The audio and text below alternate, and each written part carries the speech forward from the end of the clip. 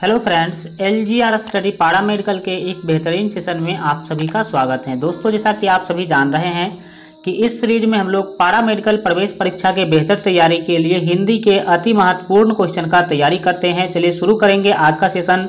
पिछले सेशन में हम लोग जो है 150 नंबर क्वेश्चन तक कंप्लीट कर चुके हैं, तो आज हम लोग 151 नंबर क्वेश्चन से आगे बढ़ेंगे। काफ़ी महत्वपूर्ण क्वेश्चन आज के सेशन में आप लोगों को देखने को मिलेगा, तो ध्यान से समझने की कोशिश कीजिएगा और लास्ट में आप लोग जरूर बताइएगा कि इस सभी क्वेश्चन में से कितने क्वेश्चन का आंसर आप लोगों को पहले से पता था।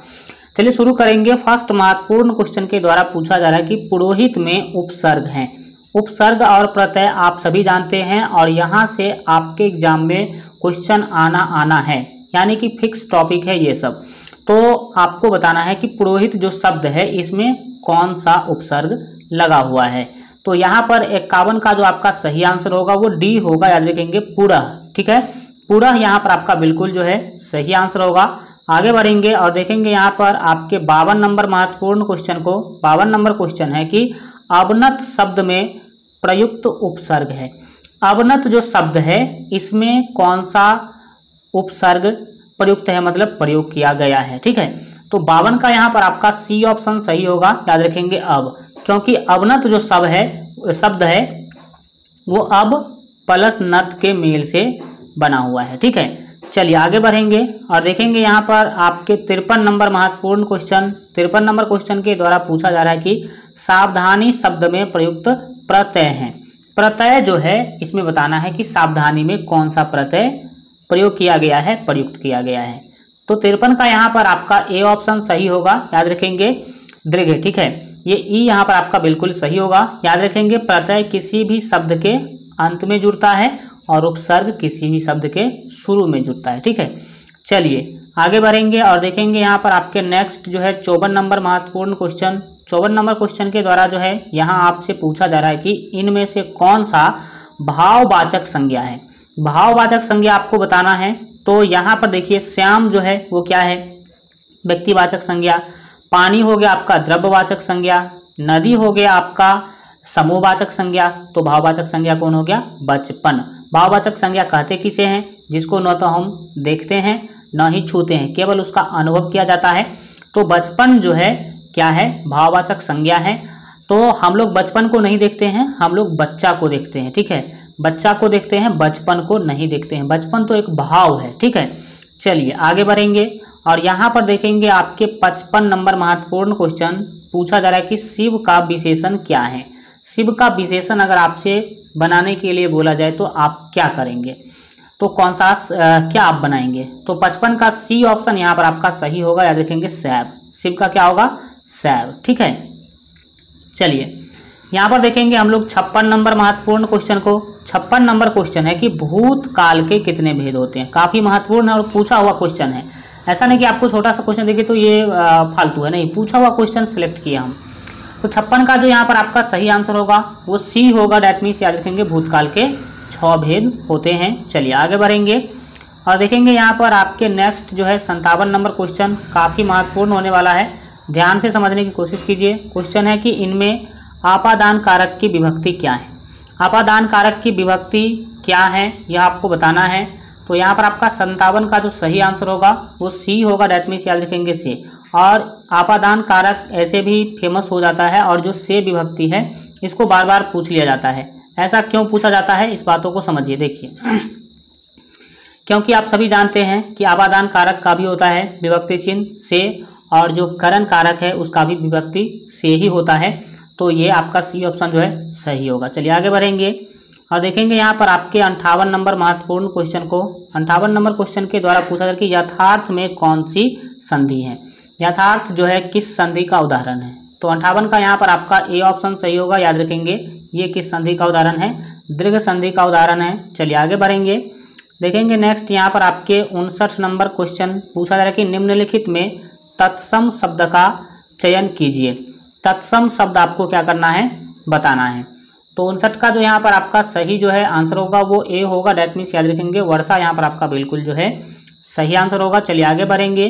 तत्सम क्या है, तद्भव क्या है, देशज क्या है, विदेशज क्या है, ये सारा हम आपको बता चुके हैं पिछले सेशन में। तो अगर आप लोग नहीं देखे हैं तो देख लीजिएगा पिछला सभी सेशन। यहाँ देखेंगे हम लोग आपके 60 नंबर महत्वपूर्ण क्वेश्चन। पूछा जा रहा है कि मतैक्य में कौन सी संधि है। मतैक्य जो आपका वर्ड है इसमें कौन सी संधि है, तो 60 का यहाँ पर आपका बी ऑप्शन सही होगा। रखेंगे वृद्धि संधि। कौन सा संधि, वृद्धि संधि यहाँ पर आपका सही आंसर होगा। आगे बढ़िए, देखेंगे यहाँ पर आपके 61 नंबर महत्वपूर्ण क्वेश्चन पूछा जा रहा है कि हिंदी किस भाषा परिवार की भाषा है। तो द्रविड़ की तो है नहीं, चीनी तिब्बती है नहीं, ऑस्ट्रिक है नहीं, तो किस भाषा परिवार का जो है यह भाषा है। तो यहाँ पर आप याद रखेंगे भारोपीय। ठीक है, भारोपीय भाषा परिवार का भाषा है कौन, हिंदी। आगे बढ़ेंगे, यहाँ पर देखेंगे आप जो है 62 नंबर महत्वपूर्ण क्वेश्चन पूछा जा रहा है कि हिंदी भाषा का जन्म हुआ है। हिंदी भाषा का जन्म किससे हुआ है।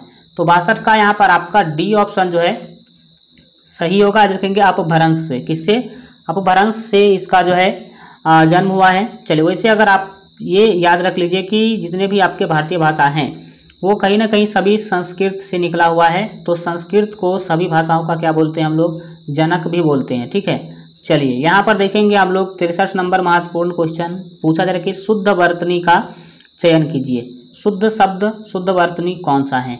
तो सभी कृपा लिखने की कोशिश किया गया है, तो कौन सा कृपा सही है ये आप बताएंगे। 63 का हम आपको बता दें कि जो सही आंसर होगा वो बी होगा। डैट मीन्स कृपा अगर आप ऐसे लिखते हैं तो वो क्या होगा, 100% सही होगा। चलिए आगे बढ़ेंगे, यहाँ पर देखेंगे आपके 64 नंबर महत्वपूर्ण क्वेश्चन है, ध्यान से देखेंगे। पूछा जा रहा है कि जाके पाँव न फटे बिवाई सो क्या जाने पीर पराई, इसका अर्थ आपको बताना है। ठीक है, तो 64 का जो यहाँ पर आपका सही आंसर होगा वो आपका ए होगा। डैट मीन्स याद रखेंगे जिसके ऊपर बीतती हैं वही जानता है। देखिए ये जो है जाके पाँव, पाँव आप सभी जानते हैं पैर, न फटे बिवाई, बिवाई क्या है, बहुत सारे ऐसे लोग होते हैं खास करके जो आप मजदूर लोग देखते होंगे उसके पाँव में दरार सा पड़ जाता है, दरार आप देखे होंगे। ठीक है, दरार सा पड़ जाता है तो उसको क्या कहते हैं, बिवाई कहते हैं। तो जिसके पाँव में दरार पड़ेगा वही तो उसका जो प्रॉब्लम है वो समझ पाएगा। तो इसका सही अर्थ क्या है, तो जिसके ऊपर बीतती हैं वही जानता है। ये ऑप्शन आपका सही हो जाएगा। चलिए आगे बढ़ेंगे, देखेंगे यहाँ पर आपके 65 नंबर महत्वपूर्ण क्वेश्चन। 65 नंबर क्वेश्चन के द्वारा पूछा जा रहा है कि जस दूल्हा तन बनी बाराता का अर्थ है। मतलब जैसा दूल्हा वैसा बाराती, इसका क्या मतलब है, इसका अर्थ आपको बताना है। यह एक मुहावरा सा आप समझ सकते हैं। तो 65 का जो यहाँ पर आपका सही आंसर होगा वो ए होगा। डैट मीन्स याद रखेंगे सभी साथी एक ही जैसे। सभी साथी एक ही जैसे मतलब जस दूल्हा मतलब जैसा दूल्हा, तन बनी बाराता, बाराता मतलब बाराती आप समझ सकते हैं। चलिए ब्रज भाषा में ऐसे बताया गया है। यहाँ पर देखेंगे आपके 66 नंबर क्वेश्चन पूछा जा रहा है कि बेइंसाफी में प्रयुक्त उपसर्ग हैं। बेइंसाफी में कौन सा उपसर्ग जो है प्रयोग किया गया है। तो 66 का यहाँ पर आपका जो सही आंसर होगा वो बी होगा। याद रखेंगे बे। ठीक है, इंसाफ शब्द जो है, इंसाफ शब्द, ये इंसाफ शब्द में इंसाफी में आप बे जोड़ते हैं तो बेइंसाफी होता है। ठीक है, चलिए यहाँ देखेंगे आपके 67 नंबर महत्वपूर्ण क्वेश्चन पूछा जा रहा है कि बहाव शब्द में प्रयुक्त प्रत्यय कौन सा है। बहाव शब्द में प्रयुक्त प्रत्यय कौन सा है। तो 67 का जो यहाँ पर आपका सही आंसर होगा वो सी होगा। डैट मीन्स याद रखेंगे आव यहाँ पर आपका बिल्कुल जो है सही आंसर होगा। और आपको बता दें कि अभी हम लोग केवल हिंदी पढ़ रहे हैं, तो ऐसा नहीं कि हमने केवल हिंदी ही पढ़ाया है, सभी सब्जेक्ट हम पहले से पढ़ा करके रखे हुए हैं, पढ़ा चुके हैं। मैथ आपका चैप्टर वाइज पूरा हम लगभग कंप्लीट करवा चुके हैं। जो कुछ टॉपिक बचा हुआ है जल्द से जल्द हम करवा देंगे। 48 क्लास मैथ का हो चुका है, आप समझ सकते हैं। ठीक है, और इस तरह से फिजिक्स केमिस्ट्री तो इतना पढ़ा चुके हैं कि काफ़ी है वो। अगर आप उतना तैयार कर लेते हैं तो आपको कुछ भी देखने की ज़रूरत ही नहीं पड़ेगी। तो मैथ, फिजिक्स, केमिस्ट्री, जीके का भी बहुत सारा हमने क्लास लिया है। तो अगर आप सारा का सारा क्लास देखना चाहते हैं तो आप इस चैनल के प्ले लिस्ट में जाकर के जरूर जो है देख लीजिएगा। प्ले लिस्ट में जाना कैसे है, इस वीडियो के नीचे आपको लोगो दिख रहा होगा, इस चैनल का लोगो, उस लोगो पे क्लिक कीजिएगा तो आपके सामने सारा प्ले लिस्ट ओपन हो जाएगा। उस पर आप जो भी फिजिक्स का, केमिस्ट्री का, मैथ का या फिर जीके का जो भी क्वेश्चन देखना चाहते हैं तो आप वहां पर जाकर के आराम से देख सकते हैं, अच्छा से तैयारी कर सकते हैं, रिवीजन कर सकते हैं। तो आप प्ले लिस्ट में जाइए और जरूर सभी क्लास देखिए, क्योंकि आपके पास टाइम कितना है वो आप सभी जान रहे हैं। 68 नंबर क्वेश्चन के द्वारा पूछा जा रहा है कि पुरोहित में उपसर्ग है। पुरोहित में कौन सा उपसर्ग है। तो आप लोग बताएंगे 68 का। हम आपको बता दें कि जो आपका डी ऑप्शन है बिल्कुल ही सही होगा, पूरा यहाँ पर आपका बिल्कुल सही आंसर हो जाएगा। चलिए आगे बढ़ जाते हैं और देखेंगे यहाँ पर आपके 69 नंबर महत्वपूर्ण क्वेश्चन पूछा जाए कि किस शब्द में आवा प्रत्यय नहीं है। आवा प्रत्यय किसमें नहीं यूज किया गया है। तो 69 का सी ऑप्शन आपका बिल्कुल सही होगा, याद रखेंगे लावा, ठीक है। लावा में आवा प्रत्यय नहीं है, बाकी सभी में यूज किया गया है। चलिए आगे बढ़ते हैं, देखेंगे यहाँ पर आपके 70 नंबर महत्वपूर्ण क्वेश्चन पूछा जा रहा है कि किस शब्द में उपसर्ग का प्रयोग हुआ है। उपसर्ग का प्रयोग किसमें हुआ है। तो यहाँ पर आपका 70 का जो सही आंसर होगा वो सी होगा, डेट मीन्स याद रखेंगे उपकार, ठीक है। उपकार यहाँ पर आपका बिल्कुल जो है सही होगा, उप प्लस कार होता है, ठीक है। चलिए आगे बढ़ेंगे, देखेंगे यहाँ पर आपके 71 नंबर महत्वपूर्ण क्वेश्चन पूछा जा रहा है कि निम्न में से किस शब्द में प्रत्यय का प्रयोग हुआ है। प्रत्यय का प्रयोग किस में से हुआ है, किस शब्द में हुआ है। तो 71 का जो यहाँ पर आपका बी ऑप्शन है सही होगा, याद रखेंगे ध्वनिक जो शब्द है इसमें प्रत्यय का प्रयोग जो है हुआ है। आगे बढ़ेंगे और आप लोग अगर हम लाइक शेयर सब्सक्राइब के लिए नहीं बोलते हैं तो आप लोग किया कीजिए, है ना। बोलने से क्या फ़ायदा है, अगर आपको अच्छा लगता है तो आप लाइक कीजिए, अधिक से दोस्तों में शेयर कीजिए, इससे मेरा भी मोटिवेशन बढ़ता है, तो हम अधिक से अधिक और आपके लिए अच्छा कंटेंट लाने की कोशिश करते हैं। चलिए 72 नंबर क्वेश्चन देखिए, निम्नलिखित में से किस शब्द में प्रत्यय लगा हुआ है।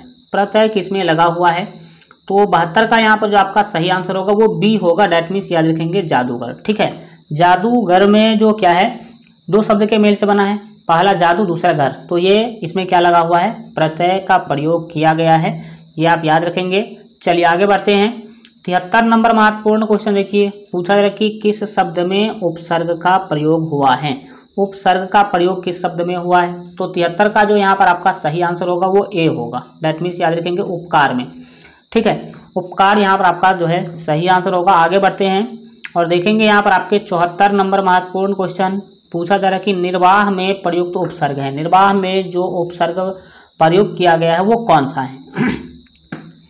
तो सी ऑप्शन आपका सही होगा, याद रखेंगे निर प्लस वाह होता है निर्वाह, ठीक है। तो सी ऑप्शन यानी कि निर आपका सही आंसर होगा। चलिए आगे बढ़ते हैं और देखेंगे यहाँ पर आपके 75 नंबर महत्वपूर्ण क्वेश्चन को, 75 नंबर क्वेश्चन के द्वारा यहाँ जो है आपसे पूछा जा रहा है कि किस शब्द की रचना प्रत्यय से हुई है। प्रत्यय से किस शब्द की रचना हुई है, फास्टली आप लोग भी बता सकते हैं। हम आपको बता दें कि डी ऑप्शन आपका सही होगा, इनमें से कोई नहीं, मतलब ऐसा कोई भी शब्द नहीं है जिसमें प्रत्यय लगा हुआ हो।